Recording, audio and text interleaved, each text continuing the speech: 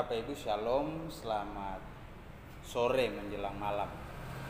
Kita ada di gereja, tempat di mana kita bersekutu untuk memuji dan memuliakan Tuhan, yang mana hari ini kita akan merenungkan firman Tuhan dari kitab Imamat pasal 18 ayat 6 sampai 30.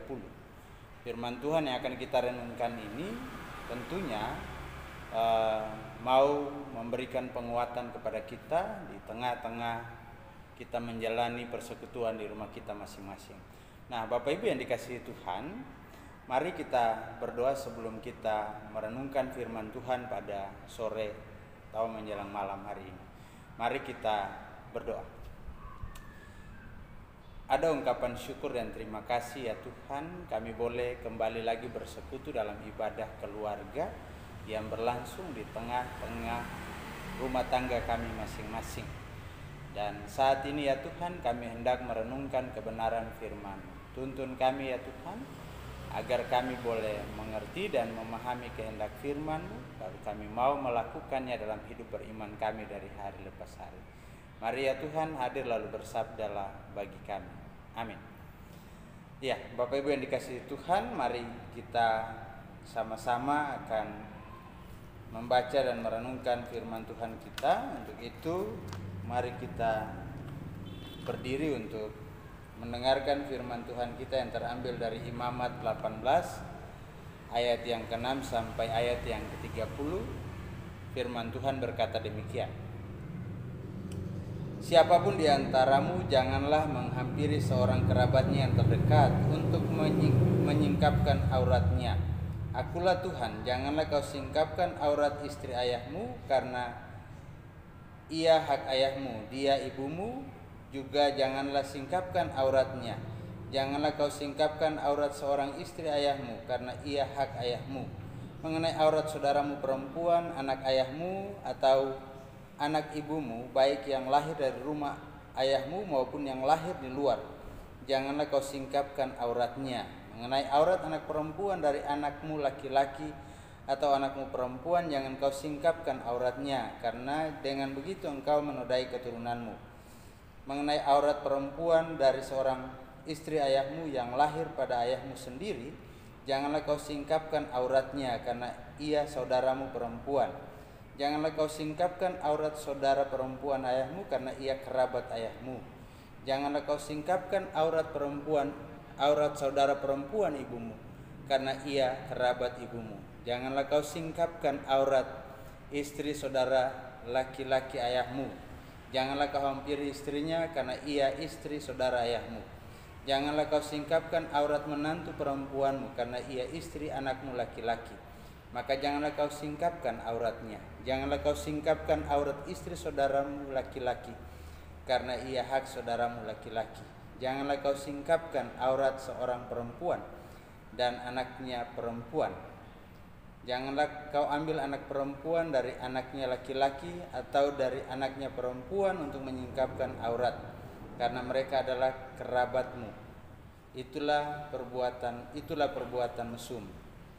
Janganlah kau ambil seorang perempuan sebagai madu kakaknya untuk menyingkapkan saudara auratnya di samping kakaknya selama kakaknya itu masih hidup. Janganlah kau hampiri seorang perempuan pada waktu cemar kain yang menajiskan atau menyingkapkan auratnya. Dan janganlah engkau bersetubuh dengan istri sesamamu sehingga engkau menjadi najis dengan dia.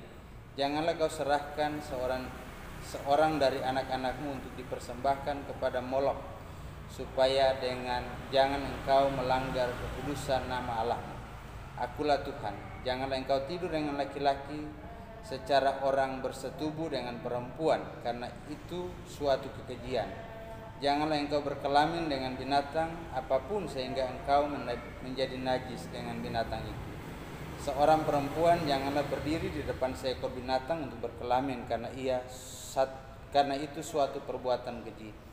Janganlah kamu menajiskan dirimu dengan semuanya itu, sebab dengan semuanya itu bangsa-bangsa akan kuhalau dari depanmu.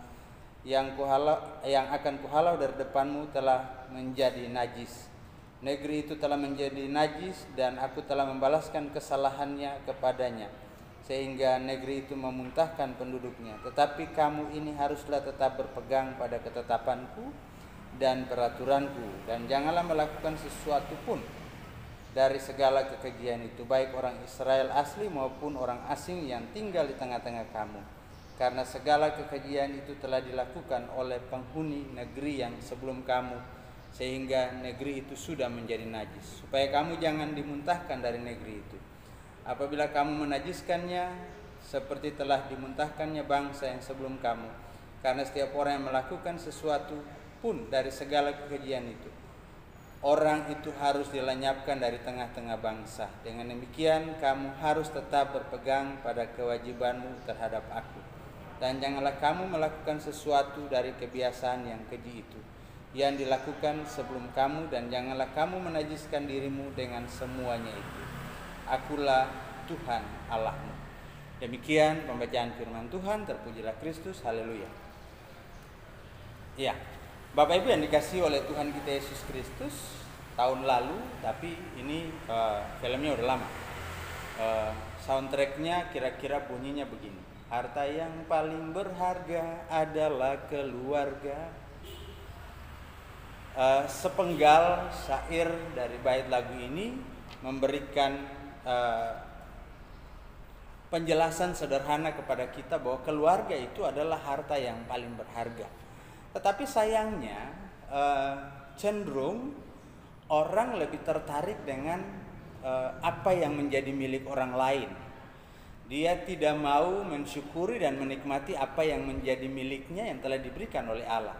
Sehingga ada istilah yang selalu mengatakan bahwa sepertinya rumput tetangga itu jauh lebih hijau daripada rumput di halaman rumah sendiri. Nah, ini fenomena yang membuat banyak keluarga Kristen harus berujung pada perceraian, pertikaian yang tidak pernah selesai, lalu ketidakpuasan yang muncul dari dalam kehidupan rumah tangga membuat banyak hal bisa terjadi. Nah, lewat firman Tuhan ini Allah mempersiapkan bangsa Israel untuk dia membawa mereka meninggalkan tanah Mesir lalu menuju ke tanah Kanaan. Ada masa pembelajaran ketika 40 tahun mereka harus berjalan di padang gurun. Allah ingin supaya umatnya ini benar-benar dipersiapkan. Mereka menjadi umat yang kudus di hadapan Allah karena Allah itu kudus. Nah, ketika kita bicara tentang kehidupan keluarga, ketika kita bicara tentang kehidupan perkawinan, maka aturan yang ditetapkan oleh Allah itu jelas. Dia katakan siapa kerabat kita? Kerabat kita adalah orang tua kita. Kerabat kita adalah saudara kita. Kerabat kita adalah sepupu kita. Kerabat kita adalah keponakan kita. Kerabat kita adalah cucu kita. Nah, semua itu adalah kerabat kita. Nah, dulu dalam tradisi orang Israel, seorang laki-laki boleh mempunyai 2 istri. Nah, istri dari ayahnya juga itu adalah keluarga, adalah kerabat. Nah, yang saya sebutkan tadi adalah orang-orang yang dikatakan oleh firman Tuhan, mereka ini jangan sampai disingkap auratnya. Dengan kata lain, jangan sampai kita bersetubuh dengan mereka.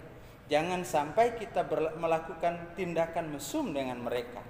Tetapi justru sebaliknya kita harus melindungi mereka. Lalu siapa lagi? Siapa lagi? Ya, seseorang dibatasi dan terikat dalam kehidupan rumah tangga, itu berarti bahwa dia harus menjaga kekudusan kehidupan rumah tangga itu. Perselingkuhan misalnya, ya dia tertarik kepada istri orang atau suami orang, lalu kemudian melakukan hubungan suami istri di luar nikah, itu pun adalah kekejian dikatakan oleh firman Tuhan. Atau melakukan hubungan dengan binatang. Nah, itu semua adalah kekejian. Kekejian ini yang menyebabkan Allah mengatakan bahwa orang Kanaan dimuntahkan dari negerinya. Orang Kanaan diusir dari negerinya.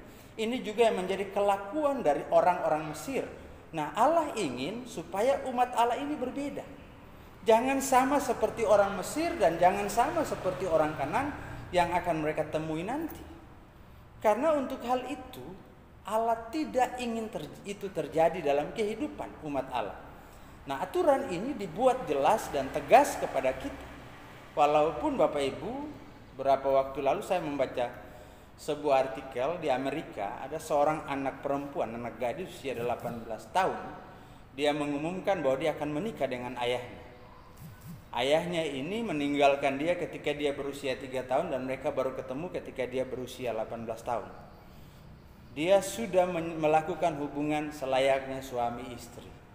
Dia mencintai ayahnya lebih daripada sekedar anak dan ayah. Tetapi dia melihat ayahnya sebagai lawan jenis, seorang laki-laki yang bisa memenuhi apa yang diharapkannya, menjadi pelindung, bisa menjadi pribadi yang menurut dia pribadi yang dewasa. Nah, Bapak Ibu yang dikasihi oleh Tuhan kita Yesus Kristus, di era modern ini perselingkuhan itu bisa terjadi dengan berbagai macam cara. Apalagi dengan teknologi yang sudah luar biasa, terkadang di rumah saja orang bisa berselingkuh. Di rumah saja orang bisa melakukan kenajisan itu hanya karena dia punya alat komunikasi. Nah, kembali lagi bahwa yang terpenting di sini adalah bagaimana kita menghargai bahwa pasangan kita, keluarga kita adalah orang-orang yang diberikan oleh Allah kepada kita. Adalah orang-orang yang dihadirkan oleh Allah kepada kita. Sehingga tugas kita sebagai pribadi, baik sebagai perempuan, sebagai laki-laki, kita harus saling melindungi. Ketika tindakan kita salah, maka kita melecehkan, atau kita juga tidak menunjukkan rasa hormat kepada orang-orang yang ada di sekitar kita. Bahkan kita cenderung mempermalukan mereka karena kita tidak punya sikap yang baik di mata Allah. Peraturan-peraturan tentang kehidupan rumah tangga ini ditetapkan oleh Allah kepada kita. Sehingga bagaimana kita mau menjadikan keluarga itu sebagai harta yang paling berharga. Paling tidak kita bersyukur bahwa segala sesuatu yang ada dalam kehidupan kita yang Allah berikan tidak semuanya sempurna. Ada yang punya kekurangan, ada yang punya keterbatasan, dan ada yang punya kelebihan. Tapi semuanya itu bertujuan untuk saling melengkapi satu dengan yang lain. Tapi bagaimana kita bisa memaknai itu? Caranya sederhana. Caranya adalah bagaimana kita mensyukuri, terima kasih Tuhan, paling tidak inilah yang Tuhan berikan, inilah yang kita pilih, inilah yang kita terima, inilah yang kita tetapkan, kita putuskan untuk menjadi bagian dari kehidupan kita. Jadi Bapak Ibu yang dikasihi oleh Tuhan kita Yesus Kristus, lewat firman Tuhan ini, yang paling penting adalah menjaga kekudusan kehidupan rumah tangga. Kekudusan kehidupan rumah tangga itu menjadi penting, jauh lebih penting dari apapun yang kita miliki di dalam kehidupan ini. Karena disitulah Allah akan hadir dan menghadirkan berkat di tengah-tengah kehidupan keluarga. Ketika kita mampu memelihara kekudusan. Apa itu kekudusan? Kekudusan itu adalah sebuah gaya hidup yang berkenan di hadapan Allah. Sebuah gaya hidup yang memelihara ketetapan dan perintah Allah dalam kehidupan, dalam tingkah laku kita, dalam pola pikir kita, dalam kehidupan kita sehari-hari. Jadi mari lewat firman Tuhan ini sederhananya kepada kita Bapak Ibu yang dikasihi oleh Tuhan kita Yesus Kristus, mewujudkan kekudusan dalam keluarga adalah bagaimana kita saling menghormati, kita saling menjaga perasaan satu dengan yang lain. Lalu kalau kita sudah terjatuh, ya paling tidak kita mau belajar dan kita mau berproses untuk memperbaiki itu, memberi yang terbaik dari apa yang bisa kita berikan. Ya paling tidak kalau kita sudah bisa memberi yang terbaik bagi orang lain, berilah yang lebih baik kepada keluarga yang Tuhan percayakan kepada kita. Kalaupun masih banyak keluarga-keluarga Kristen yang harus bercerai, itu karena ego, itu karena mereka tidak menghayati akan perintah-perintah, ketetapan-ketetapan dan kehendak Allah di dalam kehidupan mereka. Jadi Bapak Ibu yang dikasihi oleh Tuhan kita Yesus Kristus, dalam kehidupan kita, ketika roh Allah menguasai kehidupan kita, maka tugas kita adalah bagaimana kita hadir untuk menghadirkan kekudusan itu. Bagaimana kita hadir untuk menyatakan kasih Allah dalam kehidupan kita, kepada sesama kita dan kepada orang-orang di sekitar kita. Karena roh hadir berperan untuk menghadirkan kekudusan di tengah-tengah umat sebagai pribadi dan keluarga. maupun persekutuan, Roh menggerakkan kita untuk taat melakukan kehendak Allah, untuk selalu ingat kepada perintah dan ketetapan Allah di dalam kehidupan kita. Karena sekali lagi Allah katakan ada dua kata yang mau menegaskan kepada kita. Yang pertama bicara tentang kenajisan. Najis itu adalah sesuatu yang tidak dikehendaki oleh Allah, sesuatu yang sangat dibenci oleh Allah. Dengan kata lain, dia adalah dosa yang dilakukan tanpa perasaan, dosa yang dilakukan tanpa pikiran, dosa yang dilakukan tanpa campur tangan Roh dalam kehidupan kita. Yang kedua, mesum adalah hal yang tidak dikehendaki oleh Allah. Kata mesum ini keluar karena dia lahir dari pikiran. Ketika kita tidak mampu menolak pikiran kita, maka pikiran itu akan berlanjut menjadi tindakan, dan tindakan itu akan membuat kita tercemar dan berdosa di hadapan Allah. Mari kita hayati itu dalam kehidupan kita, lalu kita pelihara kehidupan keluarga rumah tangga kita masing-masing. Sayangi dan cintailah orang-orang yang ada di sekitar kita, yang Tuhan anugerahkan bagi kita. Tuhan memberkati kita. Amin. Ya, Bapak Ibu yang dikasihi Tuhan, kita akan berdoa bersama-sama, dan sore hari ini kita tetap akan berdoa bersama dengan keluarga yang ada di sektor pelayanan 4. Ada 5 keluarga Bapak Tony Felix Kotambunan, keluarga C. Diana Romi Litai, keluarga Joni Agustinus Ngadas, keluarga Enda Sri Handayani, dan keluarga Adolf Mahubesi. Mari kita bersatu dalam doa. Kita berdoa. Terima kasih Tuhan untuk firman-Mu pada sore hingga malam hari ini. Kami boleh kembali diingatkan untuk menjaga dan memperkuat tatanan kehidupan keluarga yang sudah Tuhan hadirkan dalam kehidupan kami. Ajarlah kami untuk menyadari bahwa perkawinan adalah sebuah lembaga yang diciptakan Allah dalam kekudusannya, sehingga kekudusan perkawinan kehidupan sebagai orang percaya itu harus dijaga dan dipelihara. Kalaupun ada banyak pergumulan dalam kehidupan rumah tangga, dalam hubungan suami istri, Tuhan ingatkanlah kami selalu bahwa itu tidak seberat apa yang ditanggung oleh Kristus untuk membebaskan kami sebagai manusia dari dosa, sehingga ketika kami mau melangkah keluar dan merusak kekudusan kehidupan rumah tangga kami masing-masing, kami selalu diingatkan oleh kebenaran firman. Dan Tuhan boleh menuntun kami untuk kami tidak terjatuh dalam kenajisan dan dosa yang tidak berkenan di hadapan hadirat. Karena kami tahu bahwa lewat keluarga, di sanalah Tuhan akan menyatakan berkat.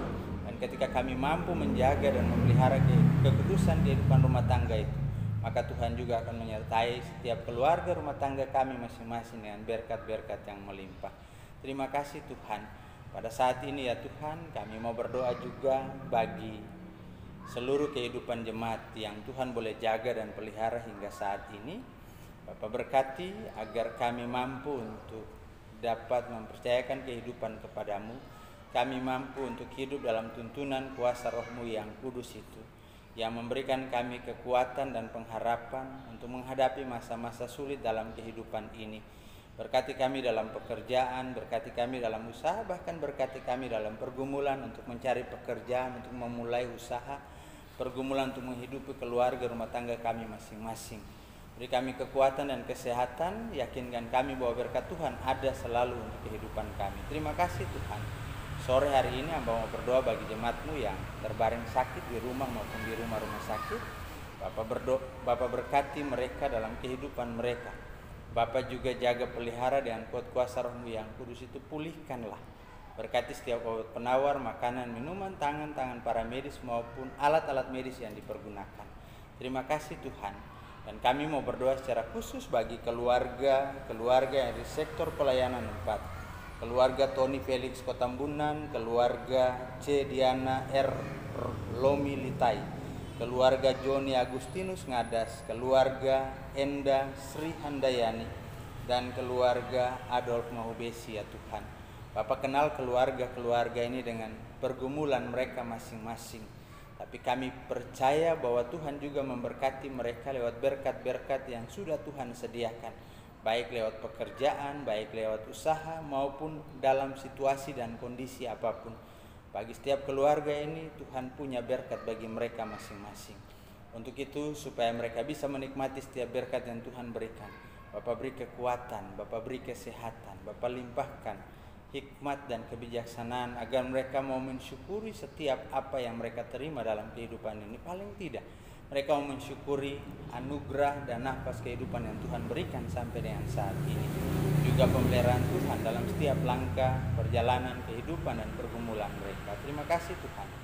Kami berdoa bagi gerejamu yang terus bergumul untuk mempersiapkan diri memasuki era baru atau new normal ya Tuhan, di mana gereja harus menyesuaikan diri dengan segala peraturan dan ketetapan pemerintah untuk terus memelihara umat dari penyebaran virus COVID-19 ya Tuhan. Dan kami percaya bahwa ada saatnya kami boleh berkumpul dan bersekutu di rumah-Mu yang kudus ini. Kami boleh menikmati kebersamaan, duduk di kursi bersama-sama suami, istri, dan anak-anak, menikmati hadirat Tuhan dalam persekutuan kami. Terima kasih Tuhan. Berkati para pelayan-Mu, diaken, penatua, pengurus pelkat dan komisi, juga pelayan yang ada di PA dan PT. Demikian juga ya Tuhan, Bapak berkati saudara Hesron Tangke Salupakan yang mengambil bagian dalam pelayanan selama masa magangnya di Jemaat GPIB Shalom. Beri hikmat dan kesabaran untuk menjalani semuanya ya Tuhan, agar kami diberkati untuk menjadi berkat bagi kehidupan jemaat. Berdoa bagi panitia pembangunan, Bapak berkati mereka dengan segala persiapan untuk melanjutkan pembangunan, beri pengharapan, beri semangat, beri sukacita, agar dalam situasi dan kondisi apapun kami percaya bahwa Tuhan akan hadir dengan cara Tuhan. Kami berdoa juga buat panitia malam dana yang juga harus mengatur ulang rencana dan menunda kegiatan dimaksud. Kami percaya sungguh ya Tuhan, bahwa Tuhan juga akan menyertai dan memberkati segalanya.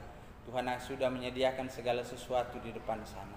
Tinggal kami menunggu waktu Tuhan, dan kami berproses dalam kesabaran, dalam hikmat, dan dalam keyakinan. Dan biarlah Tuhan yang menuntun kami. Terima kasih Tuhan. Pemerintah bangsa dan negara kami berdoa secara khusus juga bagi pemerintah setempat, pemerintah desa Tegalkertai yang juga menjadi bagian, di mana gereja menjadi bagian di dalamnya. Bapak berkati seluruh aparaturnya ya Tuhan. Warga Perumnas di mana kami ada dan berdomisili, Bapak jaga dan pelihara juga sehingga kebersamaan dengan umat boleh terjalin dengan baik dan kami boleh saling menghormati satu dengan yang lain. Terima kasih Tuhan. Untuk semuanya itu kami juga mohon ampuni kami atas salah dan dosa yang telah kami perbuat melawan kehendak-Mu di surga, baik itu melalui kata, perbuatan maupun yang ada dalam pikiran kami sekalipun ya Tuhan. Suci bersihkan dan layakan kami, lalu sempurnakan kami dengan doa yang Engkau ajarkan kepada murid-murid dan juga kepada kami saat ini. Bapa kami yang di sorga, dikuduskanlah nama-Mu, datanglah kerajaan-Mu, jadilah kehendak-Mu di bumi seperti di sorga. Berikanlah kami pada hari ini makanan kami yang secukupnya, dan ampunilah kami akan kesalahan kami, seperti kami juga mengampuni orang yang bersalah kepada kami. Dan janganlah membawa kami ke dalam pencobaan, tetapi lepaskanlah kami daripada yang jahat. Karena Engkaulah yang empunya kerajaan dan kuasa dan kemuliaan sampai selama-lamanya.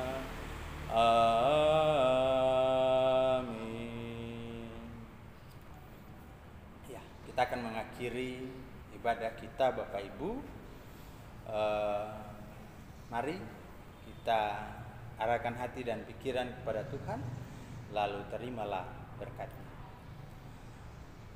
Anugerah Tuhan kita Yesus Kristus dan kasih Allah serta persekutuan dengan Roh Kudus mau tinggal menyertai, memelihara, memberkati kehidupan saudara-saudara sekalian, mulai dari malam hingga pagi hari nanti, dalam anugerah, kasih, dan penyertaan Tuhan. Amin.